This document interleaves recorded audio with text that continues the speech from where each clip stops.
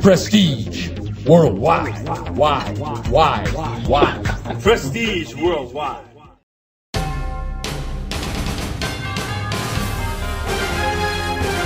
Prestige Worldwide welcomes you to the following presentation of the League of Extraordinary Dicks.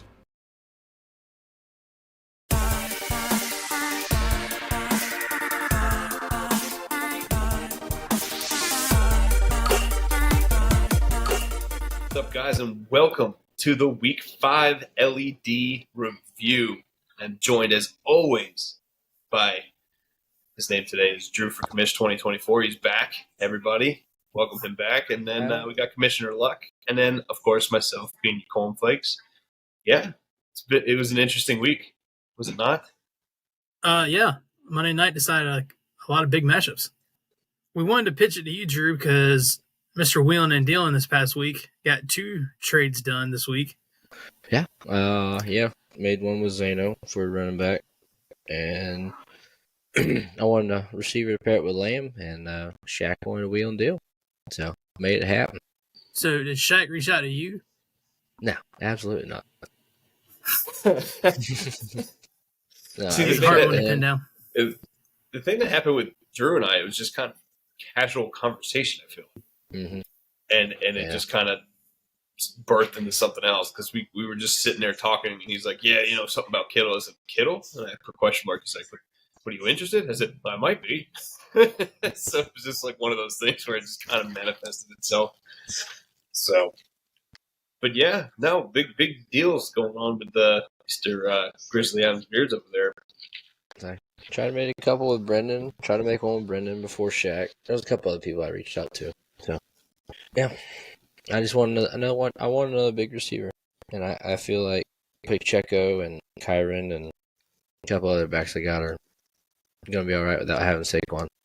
Yeah, I think you're going to be just fine. You got a couple of very good running backs there waiting for you anyway. Real quick before we get into the review, a couple big, massive injuries to a couple players. Justin Jefferson, huge blow for Kellen there. And Cody corrected me on this last week, and I'm probably going to butcher it again. It's Achan out with a knee injury. 2 massive blows for guys that are putting up massive numbers right now. Any thoughts on that? Well, as the Raheem Mostert owner, I feel like that benefits me. But it's the same thing that has worried me for a couple weeks. They keep talking about Jeff Wilson coming back. So who knows what I'm going to get? I don't know if it's going to be Jeff Wilson or am I going to benefit from the Mostert, but is there anybody that can fill in that role for Justin Jefferson? I know Russ has Addison. Is there anybody else that would be worth the pickup? I think Sarah has Osborne, so.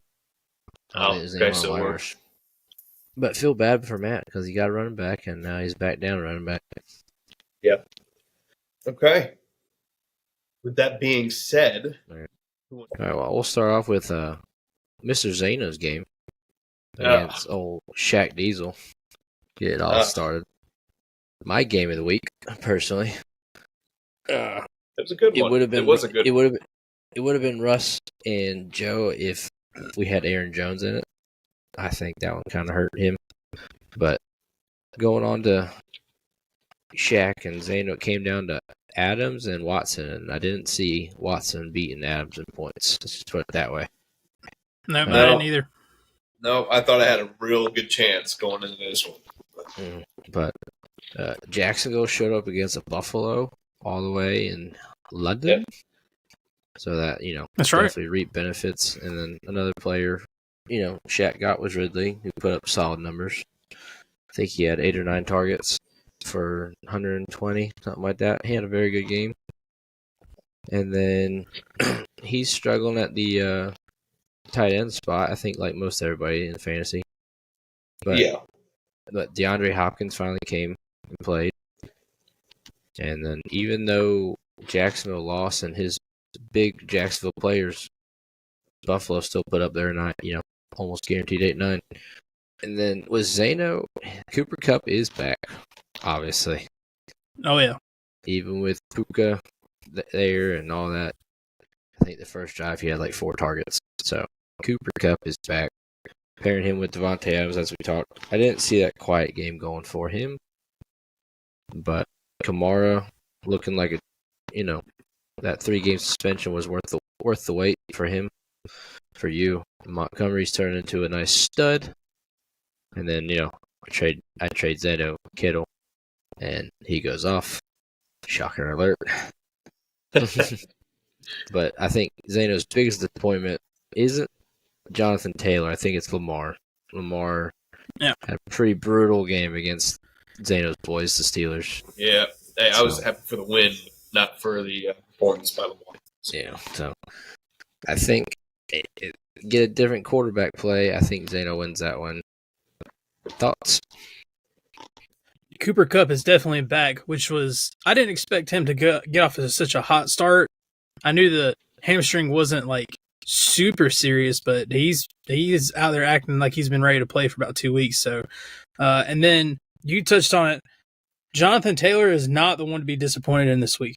Jonathan Taylor, this is his first action period of 2023, and and they've already said they're going to take his restrictions off within the next week or two. So after signing that contract, they're going to feed him now. I mean, he bitched and complained about, give me the ball and then you need to pay me like you're a running back. Well, you got both of them now, man. It's time to perform. So, and I fully expect him to do it as long as he can stay healthy. Yeah, I totally agree with the assessment on Lamar. Really, really bad performance, but hey, I'm okay with it because the Steelers won. So. And I'm glad that I've been preaching Shaq being a very good team for the last 3-4 weeks here. Oh, we all have. And I'm glad that I was able to give him his first win. At least somebody's got to do it, right? Yeah, well, I would hate to meet him in playoffs if I get that far, but he just had. I knew I was in trouble when I looked at the score of the Jacksonville game, probably around 10:30, 11 o'clock. I was like, oh. But then the whole Kittle thing happened, and I had a shot going into Monday night. But honestly, it's not Devontae's fault. I get it. It's really not. I think my quarterback play he was fine for 3 weeks, but there has been 2 of those weeks where he has scored under 10 points. And that has kind of put a little bit of a damper on my chances of winning. But overall, honestly, I think both very good, solid performances from both teams. And I'm glad Shaq finally got his first win. It's, a long time coming for him, week 5. It's kind of like the same way he started last year and almost roared back, except this time it's 2 weeks early. So, yep, 0-6 last year, if I'm not mistaken. So, Drew, before we move on, looking at Zano's starting lineup this week, let's say they all put up average numbers, or just like their projected numbers. Is Zano's lineup a team that you want to meet in the playoffs, or even in those crucial divisional weeks? Zano? No. I don't want to meet anybody in playoffs. I just want to win. Just give me a chance. I understand. But no. With Devontae and Cooper, that's almost they could go for their low is 12 and their high is 40. It's scary for all of. I don't see Montgomery slowing down. Again, Kittle kind of worried me. That's why I traded him. But I guess he had 4 catches or 3 catches. They're all touchdowns. So I think that was my fear with Kittle is his target volume with the whole offense in there. But no, overall, no, I don't like it because Lamar will be, he'll be back. So it's kind of scary. And I don't want to see Shaq's team because they're rounding into form too. I agree 100%. Kellen and Bowen's team or game. Bowen can just never catch a freaking break.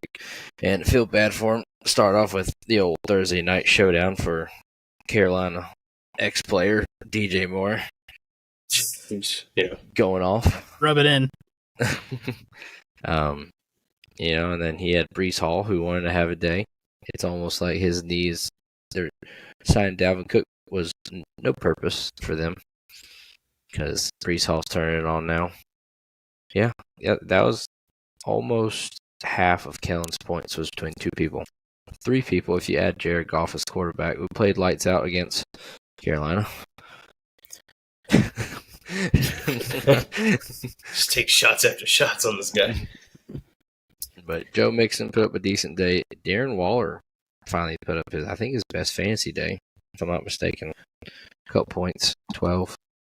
And then the breaking news for Kellen's team, as we talked about earlier, is Jay Jetta's out for at least 4 games. I mean, he's still got McLaurin, who's playing good. So, I mean, they're still, and Gabe Davis. So, he's got players, but you lose a guy who put up 20 points in the first 4 games. It's kind of going to be hard to replace that. Yeah, fortunately for Kellen, though, I mean, as you just said, Gabe Davis has been on an absolute tear. He's 3 straight games with a touchdown. 4 straight games with a touchdown. So he's clearly catching Josh Allen's eye. So it might ease some of the sting a little bit with Justin Jefferson out. Oh, yeah. And then moving to Bowen's team, Bowen's running back has been scarce since Eckler has gone down. Started Jalen Warren, but I mean he's the better of the 2 backs right now. Just a Steelers running game is. Steelers offense is kind of insufficient unless it's Pickett to Pickens. Mm-hmm. The A.J. Brown hurts. It's only starting to cook more and more. I think it's 2 straight weeks of 10-plus catches or something like that. I don't know. It's starting to become A.J. again. And Madison's, even with Cam Akers getting acquired, I think that helped him by having someone in the back to kind of start putting the pedal to the metal for him. Ayuk was quiet, but he did not get looks. And then I think Zano had him at the beginning of the year, drafted him, but Thielen turned into a fantasy player right now. I think it's 2 straight weeks. He's like the 9th points. best wide receiver right now. Can you believe that? Yeah. Playing good. Once old Bowen gets Eckler back, I think it's one of those watch-out scenarios again because he's going to be coming. He won his first game, and Eckler went down. And then all of a sudden, it's gone from bad to worse, or from good to worse. So, thoughts? Yeah. I'm sorry, Bowen. I want you to have more wins, buddy. I really do. I really do. Just seems that every week you just run into somebody else that has a career freaking game. DJ Moore this week. 45 freaking points. Like, that's insanity. He's lost 4 straight, but his last 3 losses have been to the highest scoring team in the league. Yep. Yeah, it's just insanity. I don't.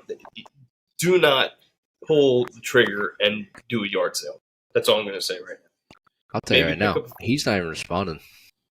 Yeah, no, that's good because I wouldn't do much of anything right now. Your team is not bad. Your team is not what on paper it looks like right now. I still don't think you're Princess Cup material.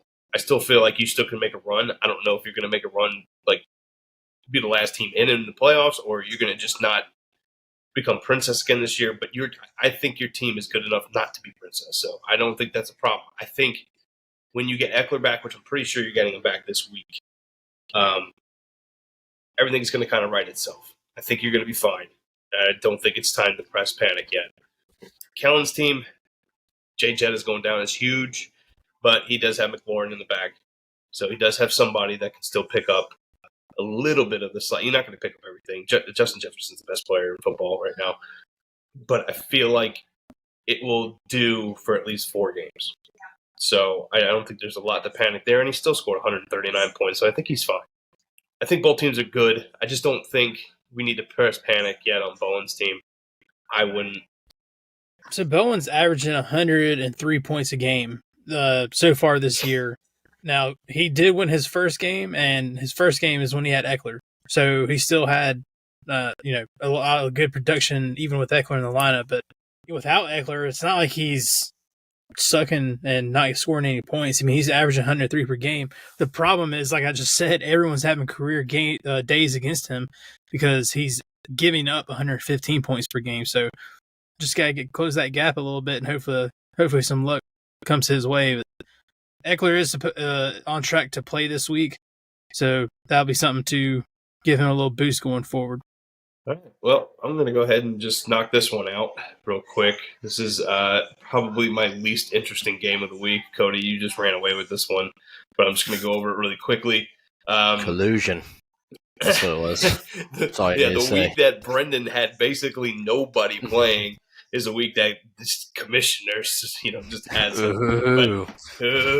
Anyway, but start with Cody's team. Very, very good numbers across the board. I mean, you really couldn't have asked for anything better going in this week. Even if you weren't playing Brendan, you would still be up there in points. There's a few teams that you would have beat me if we would have played this week, Cody. You would have beat me by .02. We would have had that. I don't know if that would have been the closest game, but that's what it would have been. But yeah, no, you had a very good game. Josh Jacobs got you that touchdown late in the fourth quarter, so that helped out a lot. I think overall it was just a very good game for you, top to bottom. Brendan's team, not really much to talk about. He was missing a lot of his players. It also didn't help that Richardson went down with that shoulder injury. I know he's got Herbert, but losing a backup like Richardson could potentially hurt you down the road too. And then a lot of his guys on this team were just fillers, except for the Lions' Lord and Savior, Sam Laporta. He's putting up monster numbers. So, unbelievable tight end pickup by Brendan. I'm going to keep preaching that because that kid is a stud. But other than that, nothing really spectacular coming out of Brendan's side. But again, it was also a bad week for him because he had a lot of guys on buys. He had a couple guys injured. Just not really a good week for him to go up against you. But again, 126 is respectable. It's not like you beat him by 5 and you put up a 53 bomb. You just you played to your strengths, so you did fine. I thought you had a gem in the Herbert pickup because I think Brendan dropped him if I'm not mistaken. But yes, he did. Khalil Herbert, yeah. Yeah, but he went down. But Mostert, benefited from Chan, and then Reynolds was a good pickup because old St. Brown was down, and Tyreek Hill's just being Tyreek Hill right now. The only problem I see with your team, Cody, is which quarterback is going to go off for you and which one are you going to start? Well, I mean, with Justin Jefferson down, my thought process is to go Justin Fields. I mean, especially after he just came off that good performance. He complained about them not letting him play the way he wants to. And ever since then, he's had 2 back-to-back good games. So I'm going to roll the dice with him this week. My hope is that my only other side to that is that with Justin Jefferson gone, maybe Kirk Cousins keeps looking for T.J. Hawkinson a little bit more at least. So, but I think the safe bet right now would be Justin Fields going forward. And then Zano said enough about Brennan's team. I think he kind of expected this to be a lost week for him anyway. So there's not much. Yeah, I don't think it really mattered. I don't think it was really a question of who he played. It was just how much the backups would have done for him. Yeah, he had to replace 2 wide receivers and a starting quarterback, and the quarterback he put in hurt. Yeah, so. I was going to say Richardson would have been fine if he didn't get hurt. I feel like Richardson was good, but it was just too much, honestly, for his team to really overcome with all those people being out and St. Brown being injured, not playing this week. So yeah, honestly, it's his top 5 players. Yeah. Quarterback, both wide receivers, to both running backs. He had to replace all of them. Hey, he got it out of the way in week 5, so, he might be fine down the road. So who knows? We'll have to see where that goes from there. But I'm going to go ahead and move into the Dirty Skivvies, Hugh Hefner. Like Drew said earlier, this game, and I know Russ hates it when we, go, oh, well, Russ is going to be the game of the week. But in all seriousness, this game could have went a different way if Jones would have played. If Jones played, this game could have ended completely different. But he didn't, and Russ unfortunately had to scrape the bottom of the barrel to find somebody to fill in for Jones. So not only did he have to pick up Patrick Taylor at the last minute, Green Bay already cut him today. He played last night. Green Bay cut Patrick Taylor today. Yeah, so just unfortunate circumstances for Russ. But I do want to touch on something real quick with Joe. He lost a little bit of running back depth. James Conner's out. Knee injury. He's on the IR, so he's out for at least 4 games, so he lost some depth there. Overall, Josh Allen, if he wants to play, Josh Allen's the best quarterback, I feel like, in the NFL, but he just doesn't – he's inconsistent with the football sometimes. He tries to do too much, but he puts up godly numbers for fantasy. It's not good enough in, real life, but in fantasy world, he's doing fantastic.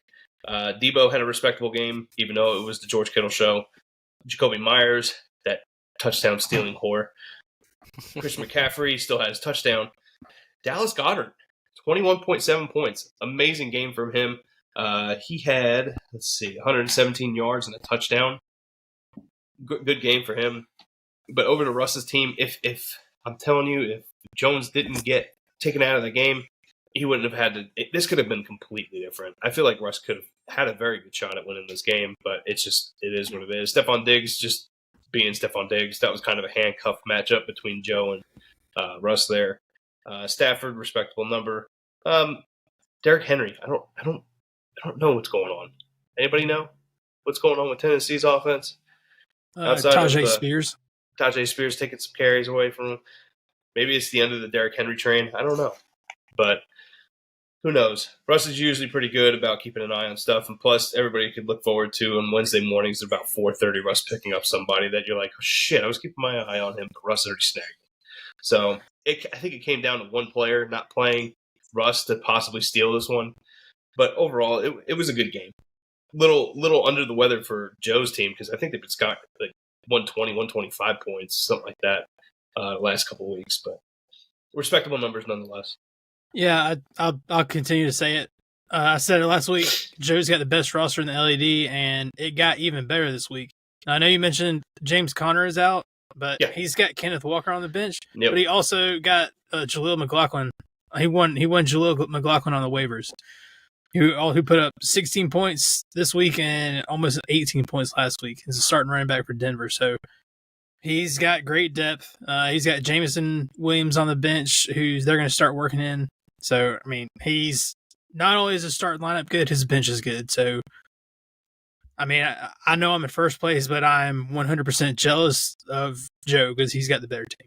My only comment about this game is imagine if they don't wait till Monday to say Aaron Jones is out and they give him Sunday and Russ just throws Zach Moss in there. Mm-hmm. And he wins the game. So, I mean, it's a bummer for him, but like y'all both been saying, Joe's team's just kind of, whew. I'm not excited to play him. No. Well, moving on to my games. The first one I'm going to do this week, Matt versus Jeff.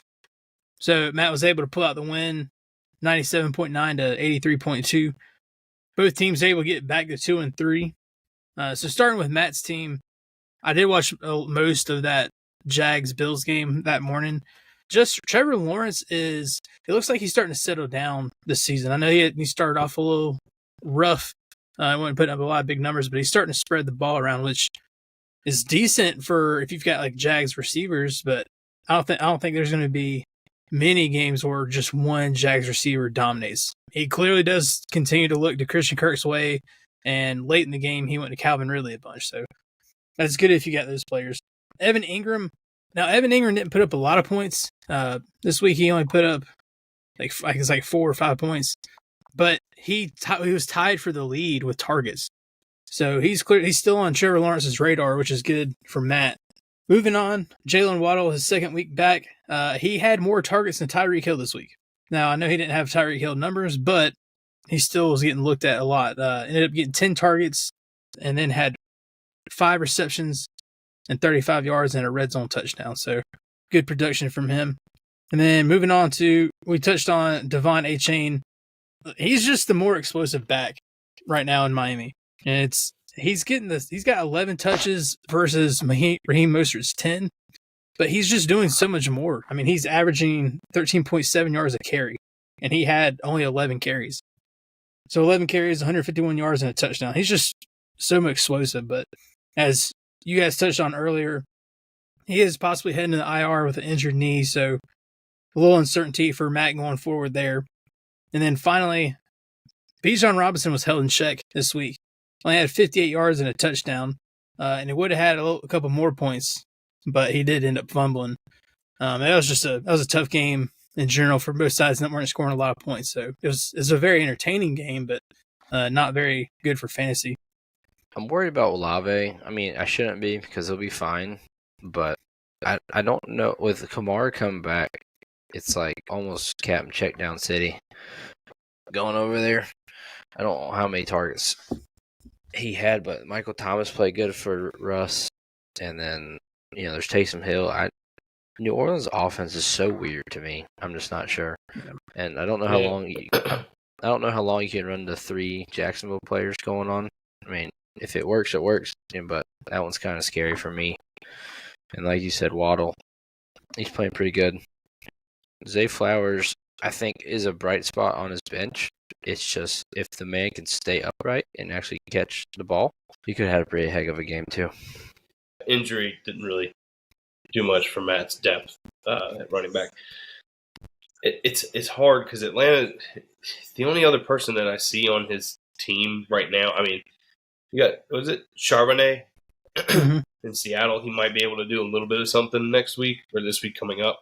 Algiers, not. I just don't know. It's so weird. Their offense is weird too in Atlanta because you have now all of a sudden you got Ritter who wants to throw for over 300 yards. So I don't know where that came from, but it's just unusual times for Matt. I'm not saying Matt's like you shouldn't panic by any stretch of the imagination yet, but it's just very unusual circumstances with a lot of players you have on your team that either split time or it's just a very unusual offense like Drew alluded to with New Orleans. And I'm thinking the same thing with Atlanta because now Ritter's throwing for over 300 yards for whatever reason. So it's just unusual offenses right now for him. But Zay Flowers is a nice little bright spot. I know that Beckham really wasn't that big of a threat this past week. And I know that Bateman dropped a few wide open passes. So I don't know what they're going to do there in Baltimore. But at least he has somebody that can put up some sort of numbers from that offense that's not named Lamar Jackson. So, moving over to Jeff's team, Sam Howell had a big day, which normally if you looked at it, we gave Jeff such big props for starting Brock Purdy or picking up Brock Purdy, and Sam Howell was right there with him, putting up 25 points. They ended up having to pass a lot, though, because Chicago just got out to such a big lead. He ended up throwing for 51 times. 388 yards, 3 touchdown passes. I believe he did have an interception at one point. And he also ran in a 2-point conversion. So, it's good day from Sam Howell. Still struggling with Garrett Wilson, even though they got the win. I mean, there's not really much you can do. I mean, he's clearly their first, maybe 1A, 1B best player on offense. So you just got to get him the ball. Just want more production from him. Puka Nacua, as I mentioned earlier, Matt Stafford can clearly support both Puka and Cooper Kupp because he did it this week already. He can support that, which is encouraging for Jeff going forward because if things get too desperate through these bye weeks, maybe injuries start popping up, I mean, I would dangle Puka out there to see what you can get for him. I'd try to get a haul for Puka. Tony Pollard, he ended up taking a back seat when Dallas got down so much so quickly. I mean, they just had to they were forced to pass. There was really no reason for them to run the ball. And then finally, Najee's only in there because Jahmyr Gibbs is hurt. So that was just last ditch effort there. So I mean, he had decent numbers last week, but we wasn't going to be able to repeat that. So, and we're still going to keep harping on it. Dalton Kincaid. There are better tight ends out there available. Well, he's gonna have to he's in protocol, I believe. So he's more Kincaid likely. is. Yeah. So of course, I hate it for me this week because I played Jeff and he's gonna pick up a tight end that's not Kincaid. I'm like, son of a gun. Yeah, I know Schultz is out there still. There might be a pickup. He's kind of turned it up a little bit. And then one last note I did have here. I'm sorry, Drew. No. Hollywood Brown he scored a touchdown in 3 out of his last 5 games, so he's putting up decent numbers he's not a name that is a consistent like fantasy big time player, but he's been able to put up some points that's helping Jeff, so just wanted to make note of that as well. I was going to touch on the Pollard, like you said. San Fran was just playing San Fran. I don't think there's a team in the league that's going to hold their jockstrap anytime soon right now with the way they're throwing and rolling and running. Yeah. It doesn't matter what offensive weapon you try to cover, the other one's going to get free. So, I mean, it was unfortunate for him. And like you alluded, Garrett Wilson's getting the looks. They're not deep looks. They're just 5-10 yards down the field, not making too much opportunity. And then, even though he has Gibbs, if he gets Gibbs back, he's been putting up solid points in the backfield. So hopefully he can get him back. Yeah, I do have a few things. There's one question I do want to ask both of you guys. This isn't the question, but this is just an observation. Deontay Johnson's supposed to be coming back after this bye week, so he'll be back on his roster come week 7. So he'll have Deontay Johnson back. Not saying that's a huge help because we don't know what Pittsburgh's offense is, but Kyler Murray, Brock Purdy, and Sam Howell. Now, I know Sam Howell is not really like a big household name or anything like that, but he's putting up very good numbers, very respectable numbers, and so is Brock Purdy. And then you took the chance and drafted Kyler Murray. What do you do when you get Kyler Murray back? Do you try to move one of those pieces and try to get yourself a weapon somewhere? And who do you target exactly? Who needs a quarterback desperately to do something? Because Jeff does have pieces he can move and make something happen. It's just whether or not he can actually pull the trigger and have it done. I don't. Quarterback's kind of hit or miss. I don't know. There's not a lot of teams I don't think looking for a quarterback, except maybe Russ. Russ might be fine with Stafford now that Cup's back. Kellen has Goff, who's playing pretty dang well in Detroit. Kyler Murray, just because he comes back doesn't mean to me he's gonna light up the fantasy points. So it's almost just stick with Purdy and let it roll. Maybe try to move Kyler to someone who'd want him, in my opinion. Yeah, that's exactly how I feel because I've never been a Kyler fan. Clearly, he is capable of putting up some points, but especially when he comes off an injury like this, I just don't expect him to be as mobile as we expect.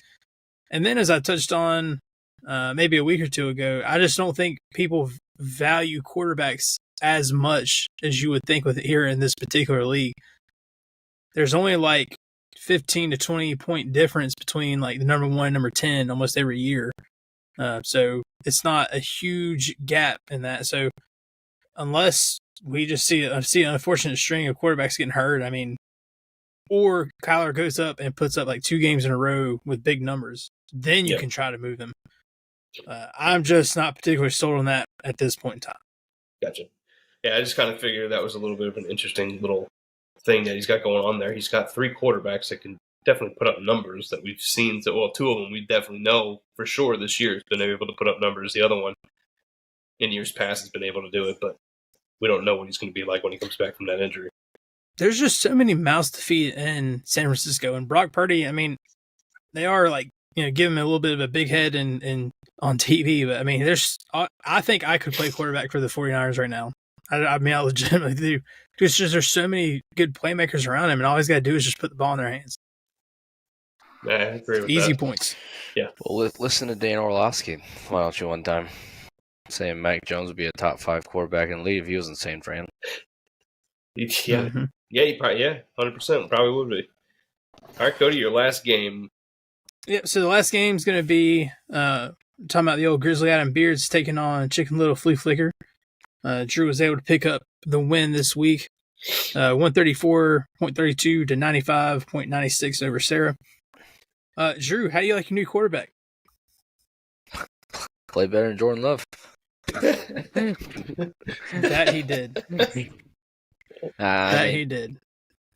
This whole trade talk started with probably 3 weeks ago with Shaq for me trying to get Tua.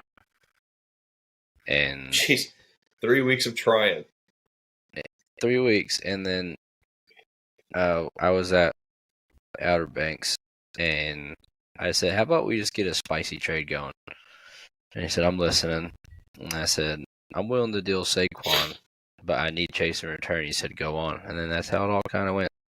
And I'm surprised it's all it took. Well, it worked though too. So. Well, it worked, and then so, but I'm happy with Tua because even his bad games he's putting up 15 points, so I don't hate it. Yeah. Yeah. Obviously, I'm a little envious that you got him because I've been trying to get Tua for 2 weeks now. So, congrats for getting him. The other part of that trade that paid off big for you, Jamar Chase finally decided he wanted to wake up. Not just Jamar though, the whole Cincinnati offense. Yeah. Joe Burrow played great. Jamar Chase was obviously the beneficiary, but 44.7 points in a monster game. Man had 15 receptions, 192 yards, and 3 touchdowns. It's just that's one for the books there. You'll remember that performance going forward. Yeah, I don't expect too many of those left to come, but I enjoyed it when I could, especially because, I feel like I have a little rivalry with Sarah going right now because she talked crap to me last year. And so it's like, I just want to, beat it up a little bit. And that's what happened. CeeDee Lamb, as we touched on earlier, San Francisco just got it big so quick. And that's what surprised me is because San Francisco got up so big, you would think CeeDee would be more involved. He only had 5 targets in the blowout loss. He had 4 receptions for 45 yards. So I guess what I was going to ask you guys is San Francisco like just that dominant, or is CeeDee or maybe Dallas just that mediocre? Yeah, I think it's a mixture of both. I think Dak is shit, and I think that San Francisco's defense is just that legit. I honest to God think that's exactly what's going on here. Dak Prescott is not.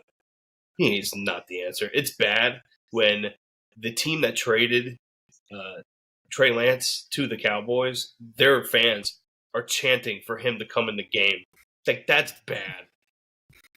That's horrible. I don't think Dak Prescott is what people really thought he was two years ago, last year, and all that stuff. He's got a lot of injuries on his resume, and he's not the guy that I think that they need to push them to the next level.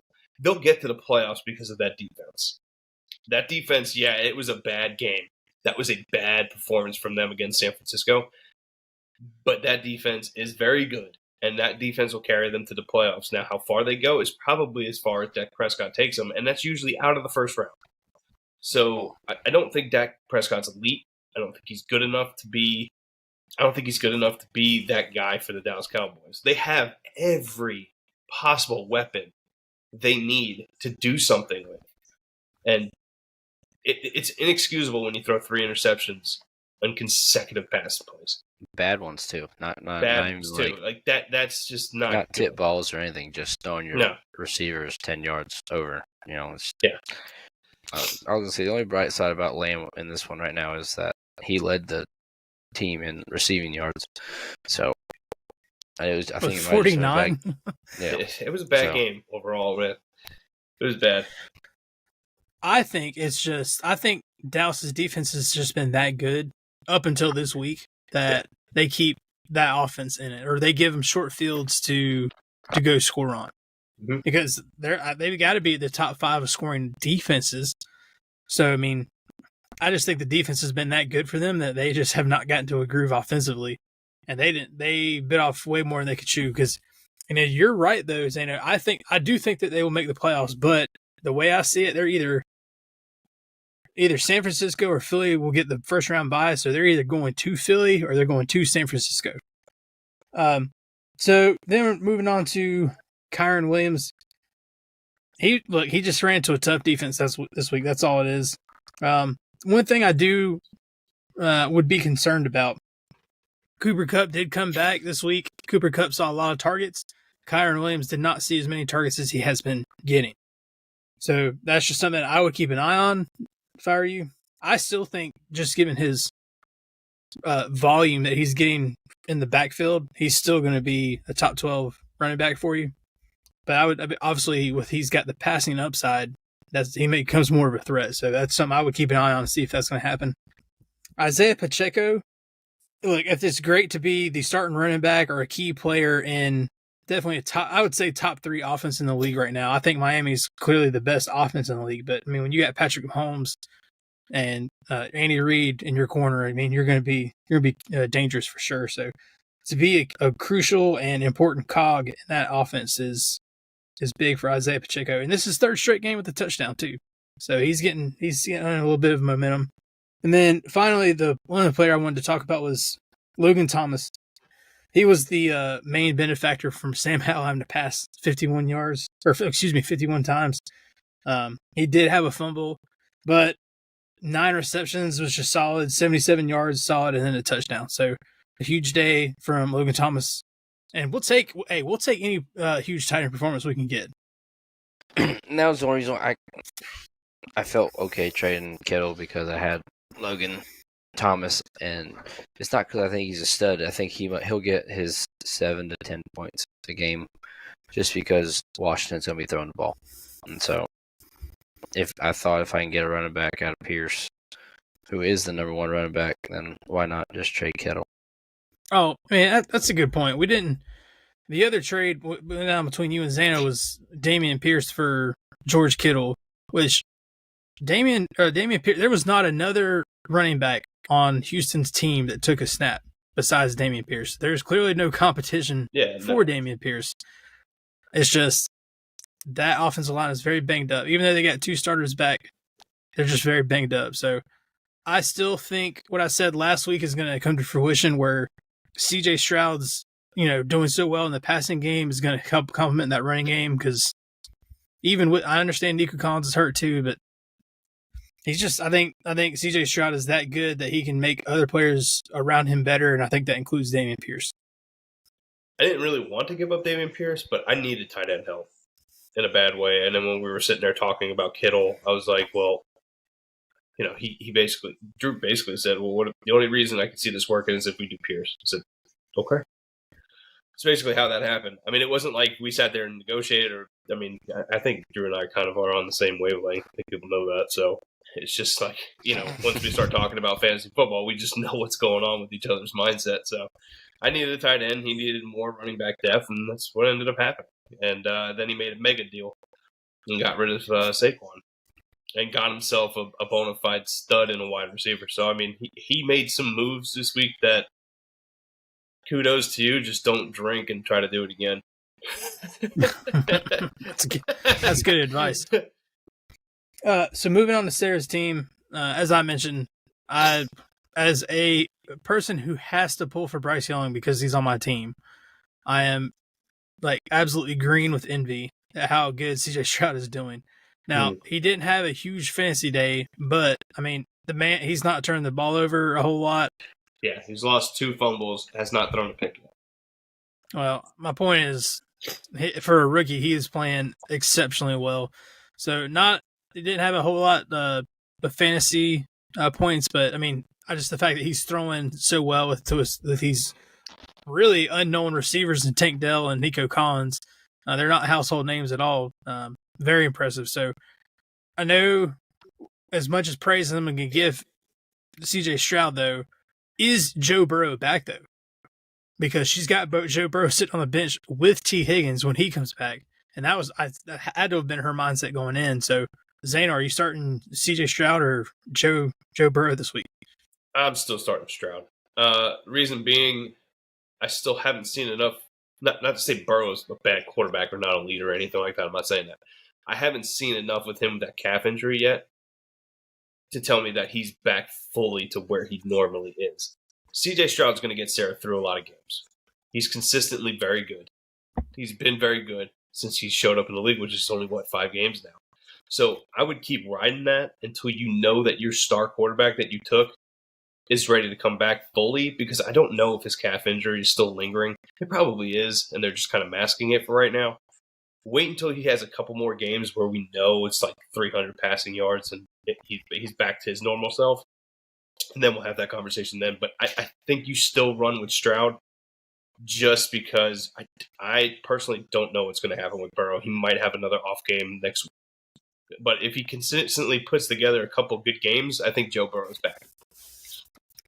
Well, that's why you drafted him. So moving down, before I move on to Devontae, Nico Collins. So that's the clear beneficiary of the CJ Stroud stack was with Nico Collins. A little bit of a quiet day, only 39 yards for 3 receptions. So that's what you hoped, is to have a good game, but that was a pretty low scoring game in general. Houston ended up losing 21-19 to Atlanta. So low scoring game as far as fantasy goes, but CJ Stroud and go ahead. Sorry, real quick. Going out of fantasy, what D'Amico Ryans is doing with that team. It's amazing. It is amazing. I just want to throw it because the defense looks night and day difference. Well, I was thinking about this earlier. I mean, who was the most surprising team in the NFL to you? Like, and it necessarily like, I mean, that can be good or bad though. I'm Surprising. saying Tampa Bay right now. I hate to say it. Just throw it out there. Yeah, I think you have to in the top 3. I mean, What was that? Jalen? I missed that. I'm sorry. What do you say? Who do you think is the most surprising team in the NFL, both good and bad? Like, it could be a good surprise or bad surprise. you didn't hear. I said I'm throwing out Tampa. I did not see this start coming. No, yeah, totally agree Yeah, with that. I did it's not see Baker doing what Baker's doing. No. I am pleasantly surprised by Houston. I will say that Cincinnati's been a disappointment so far for me. Mhm. I don't know what exactly is going on up there. It doesn't even really look like their defense is clicking either. So I don't know what's going on there. You could even say Cleveland's been a nice little surprise. They've been pretty dominant defensively. For me, it would be Arizona. I thought Arizona would be what the Panthers are right now. Legitimately, I thought they would be absolute like dog water. I mean, but they have upset Dallas, and Josh Dobbs is, for him being traded for like 2 weeks before the season, playing very well. I mean, don't get it twisted. They are not a good team in general, but the fact that they are hanging in games and they took out Dallas, and James Conner's been great for them. I mean, to me, they're a surprise for me as well. I did not expect them to be as good as they are. I have 2 teams that are disappointments that I just thought of. Yeah, One being disappointment. One being the NFL Coach of the Year, Dable, and the New York Giants. That you go from being a playoff team, and I think they won their first game. Did they not in the playoffs? I don't know. Sure. Either way, you still made playoffs, and then now this year you're 1-4 now, and Daniel Jones looks like he's scared to play quarterback, and he's hurt. Yeah, and my other one is Minnesota. That's what I was mine. I figured Minnesota would at least be 4-1, if not 3-2, not the other way around. See, I view Minnesota like I view Shaq or Bowen. I mean, that before Justin Jefferson's injury, that's a very talented team, and they were losing by like one possession in most of their first 4 games. So, I mean, I just thought that they were a very talented team that just couldn't break through. That's how I was going to change with Justin Jefferson being out. Back to Sarah's team. James Cook had a very poor day in England, or London. Sorry, Tottenham specifically. They played in the Tottenham Hotspur Stadium. James Cook has been on fire the last 3 weeks and just wasn't able to get it going. A.J. Dillon was finally... I've started A.J. Dillon in another league a couple times, and he's just been absolute trash, and he finally got a touchdown, his first one of the season. Travis Kelce is one to watch going forward because we all saw him roll his ankle. He did end up coming back in the game and scoring a touchdown, but he is questionable to play for Thursday.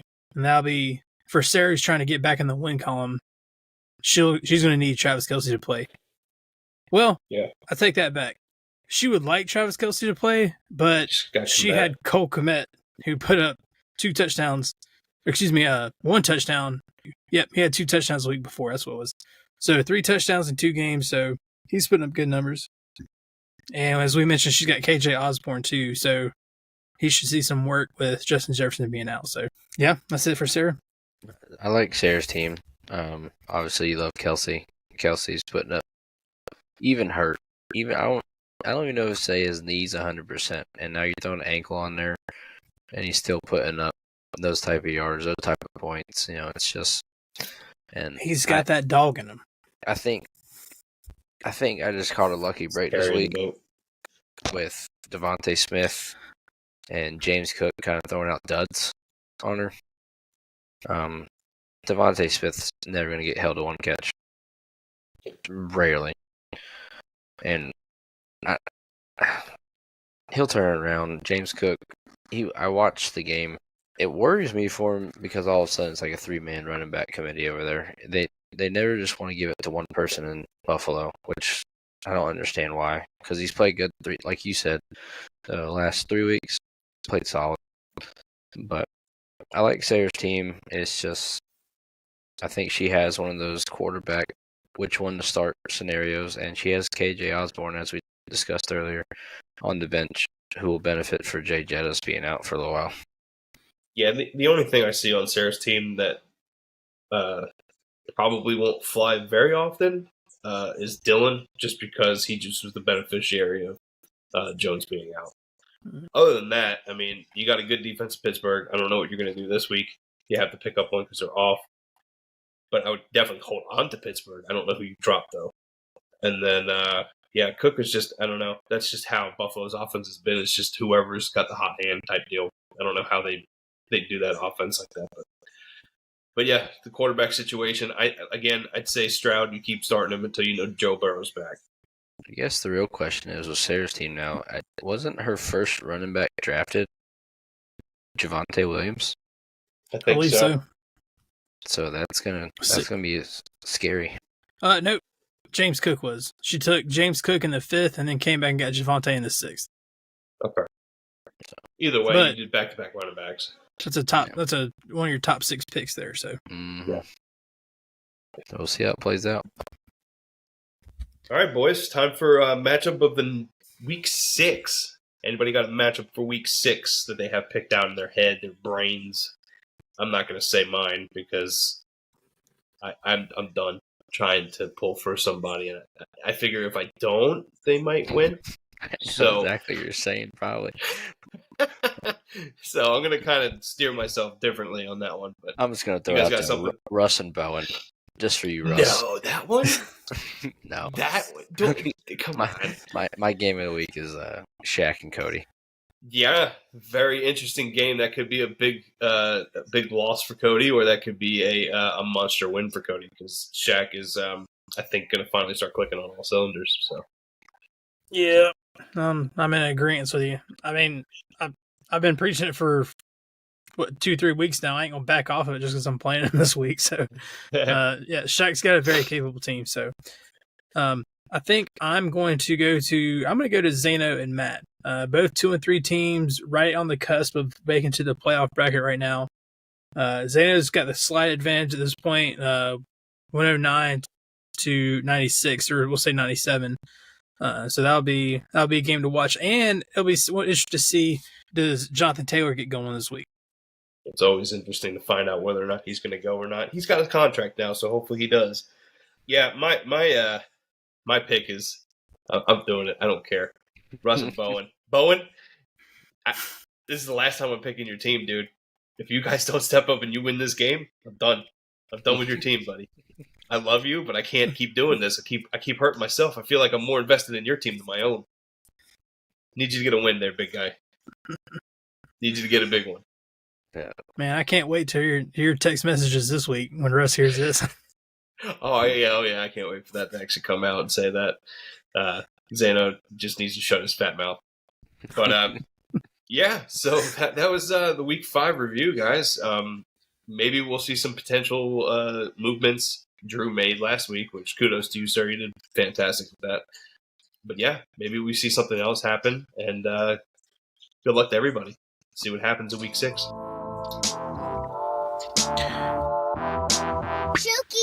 Deuces, boys.